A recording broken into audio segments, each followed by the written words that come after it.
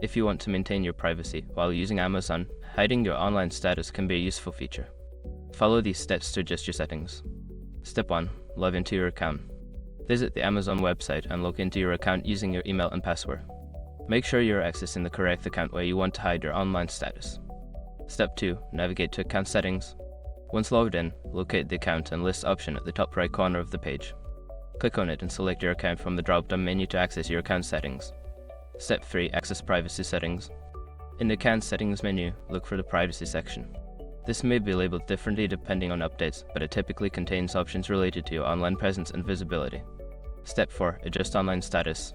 Within the Privacy settings, find the option related to your online status or visibility. Toggle the setting to hide your online status from other users or to set it to private. Step 5. Save Changes. After making your adjustments, ensure you save the changes before exiting the settings. Look for a Save button or confirmation prompt to finalize your preferences. By following these steps, you can successfully hide your online status on Amazon, allowing you to browse and shop with greater privacy.